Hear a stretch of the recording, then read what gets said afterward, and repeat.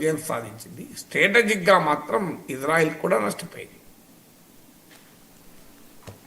సరిగ్గా కేంద్ర ఆరోగ్య మంత్రిత్వ శాఖ ఒక ముఖ్యమైన ఆరోగ్య హెచ్చరిక జారీ చేసింది సార్. 2 ఏళ్ల కంటే తక్కువ వయసున్న చిన్నారులకు కాఫ్ సిరప్ ఇవ్వద్దు అని చెప్పేసి. ఇటీవల రాజస్థాన్, మధ్యప్రదేశ్లలో 19 మంది చిన్నారులు ఈ కాఫ్ సిరప్ తాగి చనిపోయిన పరిస్థితి సార్. తెలంగాణ ప్రభుత్వం కూడా అలర్ట్ అయింది. దగ్గు అనేది ఈ సీజన్లో చాలా కామన్ కదా సార్. మరి చిన్నపిల్లల్లో దగ్గు అనేది కూడా మరీ common.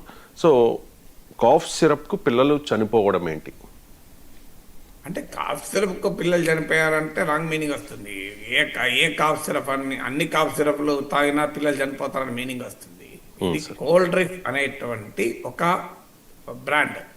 So let us not exaggerate it. దీనివల్ల ఏమవుతుందంటే రేపు కాఫ్ సిరప్ వస్తే పిల్లలు చనిపోతారని భయపడే ప్రమాదం కూడా ఉంటుంది. సమస్య ఇది ఎందుకు ఇష్యూ అంటే తమిళనాడుకు చెందినటువంటి కంపెనీ ఇది. కోల్డ్ డ్రింక్ అనేటువంటిది ప్రొడక్ట్ బ్రాండ్ నేమ్ అది రాజస్థాన్, మధ్యప్రదేశ్లో ఇప్పటికి 19 మంది చనిపోయారు. చాలామంది పేద పిల్లలు. సో పేదైనా దానికైనా పిల్లలే. ఎందుకు పేద పిల్లలు చెప్పడానికి రీజన్ ఉంది. ఎందుకంటే ఇది కోల్డ్ డ్రింక్ దీన్ని రికమెండ్ చేసిన ప్రిస్క్రైబ్ చేసిన డాక్టర్ని అరెస్ట్ చేశారు. విచిత్రం ఏంటంటే డాక్టర్ ఏం చేయగలుగుతాడు? సో మార్కెట్లో ఒక డ్రగ్ అవైలబుల్గా ఉన్నది, దాన్ని డాక్టర్ ప్రిస్క్రైబ్ చేశాడు. అందుకే ఇండియన్ మెడికల్ అసోసియేషన్ తీవ్రంగా వ్యతిరేకిస్తుంది. మీరు డాక్టర్ని ఎట్లా బలిపశువు చేస్తారు?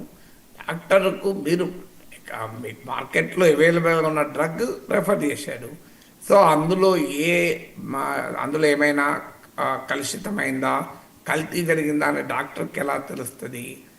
డాక్టర్ల బాధ్యత ఒకటి ఉంటుంది, కాస్త రెస్పాన్సిబుల్గా గుర్తింపు ఉన్న బ్రాండ్లను రికమెండ్ చేయాలి.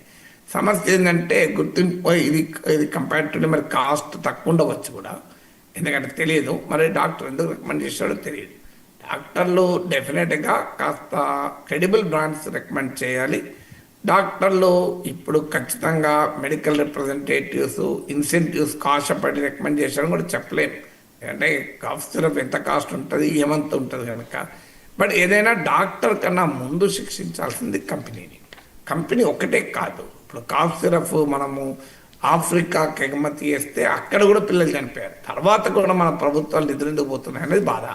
ఇప్పుడు ఏం కొత్త కాదు. మీరు గూగుల్లో కొట్టండి, 2 ఏళ్ల కింద 3 ఏళ్ల కింద కూడా న్యూస్ వస్తాయి. ఆఫ్రికన్ కంట్రీస్లో మన ఇండియన్ కాఫ్ సిరప్ తాగి పిల్లలు చనిపోయారు. మరి అప్పుడైనా మేల్కొనాలి కదా. అప్పుడు విచిత్రంగా కంపెనీలు ఏమని స్టేట్మెంట్ ఇచ్చాయంటే ఇండియాలో ఇది వాడడం లేదు, సర్క్యులేట్ కావడం లేదు. అంటే నేను ఆ రోజుల్లో కూడా మాట్లాడాను. అంటే ఇండియన్ పిల్లలు చనిపోవద్దు, వేరే దేశాల పిల్లలు చనిపోవాలా? అయితే అన్ఫార్చునేట్లీ ఆఫ్రికా పిల్లలు చనిపోయారు కనుక మన ప్రభుత్వాలు పట్టించుకోలేదు. నిజంగా అప్పుడే పట్టించుకొని ఉండి ఉంటే మీరు కాఫ్ సిరప్ వల్ల అక్కడ తీవ్ర వ్యతిరేకత కూడా వచ్చినాక విత్డ్రా చేశారు. సో ఇండియన్ ఫార్మాసిటికల్ ఇండస్ట్రీకి ఒక తలవంపు ఇది. ఎందుకంటే India is a very big pharma exporter మనం. సో ఒకసారి మన ఫార్మా ఎక్స్పోర్ట్ పై నమ్మకం పోతే చాలా ప్రమాదకరం. అయినా ప్రభుత్వాలు పట్టించుకోలేదు. ఇప్పుడు మన పిల్లలు చనిపోయే దశకు వచ్చారు. ఎందుకు జరిగింది ఇది? దీని నుంచి లెసన్ ఏంటి? ఇది ఇప్పుడు తెలిసింది కనుక ఇన్సిడెంట్. ఇంకా చాలా మన అన్ఫార్చునేట్ ఏంటంటే మన దేశంలో జర్నలిజం కానీ, ప్రభుత్వాలకు కానీ, రాజకీయ వ్యవస్థ కానీ న్యాయంగా అయితే ఒక ప్రాసెస్లో బయటికి రావాలి. ప్రొడక్ట్ అంటే ఒక ఈవెంట్ జరిగినాక రియాక్ట్ అవుతారు. ఇప్పుడు 19 మంది పిల్లలు చనిపోయాక వార్తలు వస్తున్నాయి, కానీ ఏ మీడియా అయినా ఇన్వెస్టిగేట్ చేసి ఇంకో ఈ డ్రగ్స్లో కల్తీ ఉంది అని రిపోర్ట్లు వచ్చాయా? ఇక ఎక్కడ ప్రాసెస్ఫుల్ రిపోర్టింగ్ లేదు, ఓన్లీ ఈవెంట్ రిపోర్టింగ్ ఉంటుంది. ఈవెంట్ ఎవరైనా రిపోర్ట్ చేస్తారు. ఏముంది, 19 మంది పిల్లలు చనిపోయినాక మీడియాలో చర్చనీయాంశమైతే ఏముంది? అమర్త్య సేన్ వాస్తవంగా మీడియా గురించి, రాజకీయ పార్టీల వ్యవస్థ గురించి మాట్లాడతాడు. Free media and multi party political system provide a warning signals of an impending crisis అని. అంటే రాబోయే సంక్షోభానికి ప్రమాద గంటికలు మోగిస్తుంది అంటాడు. కానీ ఎక్కడ మోగించింది? వాళ్ళ ప్రమాదం జరిగినాక మనం మాట్లాడుకుంటున్నాం. జరగకముందు ఎందుకు చేయలేదు? మరి ఎక్కడ జరిగింది? Good manufacturing practices, good laboratory practices అని ఫార్మా ఇండస్ట్రీలో కీలకమైన పదాలు ఇవి. జిఎంపి అంటారు. Good manufacturing practices, good laboratory practices. ఇవి ఏంటి అంటే ఒక ప్రాసెస్ ఉంటుంది. ఇప్పుడు ఈ మెడిసిన్, ఇప్పుడు ఉదాహరణకి ఇక్కడ మీకు దీంట్లో జరిగిన ఈ రాజస్థాన్ మీద జరిగింది ఏంటంటే అది ప్రాపలిన్ గ్లైకోల్ అనే మెడిసిన్. ఈ ప్రాపలిన్ గ్లైకోల్ను ఫార్మాసిటికల్ గ్రేడ్ను ప్రొక్యూర్ చేయాలి. కానీ దుర్మార్గుడు ఆ కంపెనీ ఏం చేశారంటే ఇండస్ట్రియల్ గ్రేడ్ను ప్రొక్యూర్ చేశారు. అంటే ఒకే కెమికలే కావచ్చు, ఒకే పదార్థమే కావచ్చు, ఇండస్ట్రీకి వాడినప్పుడు ఒక రకమైన క్వాలిటీ ఉంటుంది, మీకు ఔషధం కొరకు వాడినప్పుడు ఒక రకమైన క్వాలిటీ ఉంటుంది. ఇప్పుడు మన ఇంట్లో వాటరే ఉంటుంది, మన స్నానానికి వాడే వాటరు మీకు తినడానికి వంటకు వాడే వాటర్ తేడా ఉంటుంది కదా. స్నానానికి కాస్త హార్డ్ వాటర్నా వాడుతాం మనం, మీకు వంటకు వాడేటప్పుడు అందులో తాగేటప్పుడు మరింత జాగ్రత్త పడతాం. సో ఇది అలాగే వాటర్ను ఫార్మా ప్రొడక్షన్లో వాడితే చాలా ప్యూర్ వాటర్ వాడతారు, డిస్టిల్ వాటర్ వాడతారు, నీకు వాటరు ఏది పడుతుంది వాడరు కదా. సో అందువల్ల మీకు జరిగింది ఏంటంటే ఈ ప్రాపలిన్ గ్లైకోల్ అనే దాన్ని ఫార్మాసిటికల్ గ్రేడ్ వాడకుండా, అంటే ఔషధ తయారీలో వాడాల్సినటువంటి ప్యూరిటీది వాడకుండా ఇండస్ట్రియల్ గ్రేడ్ పరిశ్రమల్లో వాడేటువంటి క్వాలిటీ వాడాడు. దీనివల్ల జరిగింది. దానివల్ల ఏమైందంటే పొల్యూటెంట్స్ కలిశాయి. దాంట్లో డై ఇథిలిన్ గ్లైకాల్ అని అలాగే ఇథిలిన్ గ్లైకాల్ అని 2 కెమికల్స్ పొల్యూటెంట్ కలిశాయి.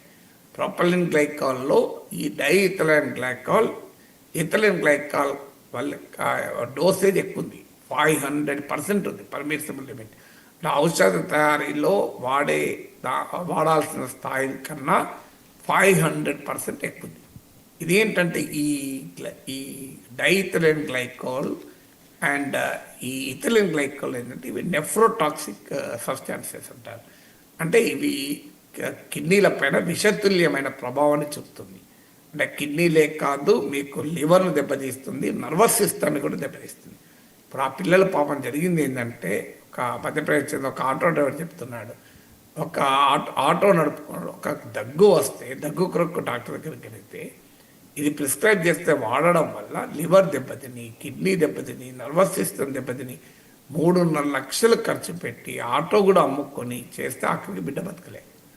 సో చూడండి, సింపుల్ కాఫ్ తగ్గించుకోవటానికి వెళితే వాస్తవంగా ఈవెన్ సిరప్ వాడకుండా ఇంత ఓమ, కరక్కాయ, వీటిని కనుక మీకు తమలపాకు మన ఇంట్లో చేస్తారే, వీటన్నిటితో చేసినా కూడా కాస్త రిలీఫ్ ఉండేదేమో. కానీ బిడ్డ పాపం బాగా ఇబ్బంది పడుతున్నారని డాక్టర్ దగ్గర పట్టకపోతే ఆ కఫ్ సిరప్ వాడితే జరిగింది ఏంటి, కిడ్నీ దెబ్బతిన్నది, లివర్ దెబ్బతిన్నది. కిడ్నీ ఎప్పుడైతే దెబ్బతిందో అప్పుడు పరీక్షలు మొదలు పెడితే ఇంకో ఈ నెఫ్రోటాక్సిక్ అంటే కిడ్నీల పైన విషతుల్య ప్రభావం చూపేటువంటి డైఇథిలిన్ గ్లైకోల్ కనుగొనబడింది.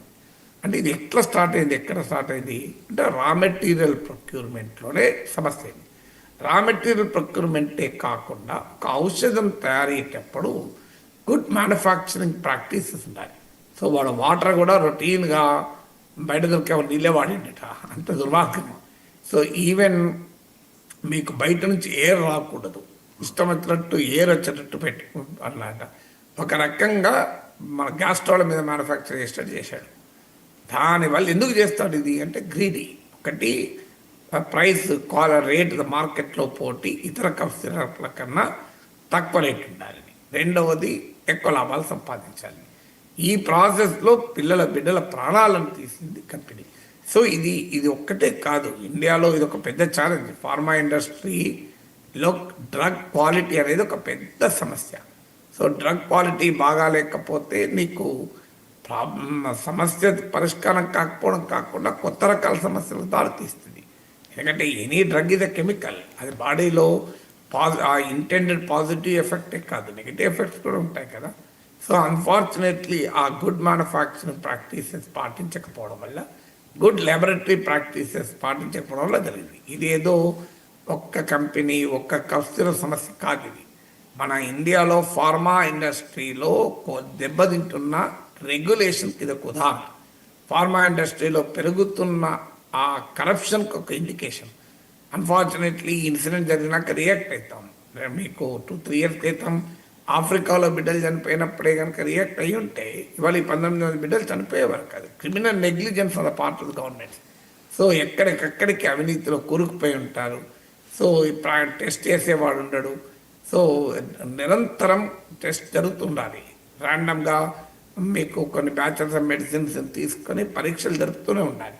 రా మెటీరియల్ ప్రొక్యూర్మెంట్ నుంచి మొదలుకొని మ్యానుఫ్యాక్చరింగ్ ప్రాక్టీసెస్ ఎట్లా ఫాలో అవుతున్నారు, ఎంతటి హైయెస్ట్ ప్యూరిటీతో ఫాలో అవుతున్నారు అనేది నిరంతరం జరపాలి. అన్ఫార్చునేట్లీ అది జరపకపోవడం వల్ల ఈ రకమైన పరిణామాలు వస్తాయి. ఇప్పుడు ఆత్మనిర్భరత, ఇదేదో యూనియన్ కార్బైడేమో ఫారిన్ కంపెనీ మల్టీనేషనల్ అని తిట్టాం.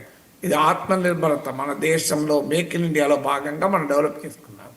కానీ ఈ రకమైన దౌర్భాగ్యం చూసాం. అందువల్ల it's a very serious issue. Indian drug industry regulation ప్రాధాన్యతని తెలియజేస్తుంది.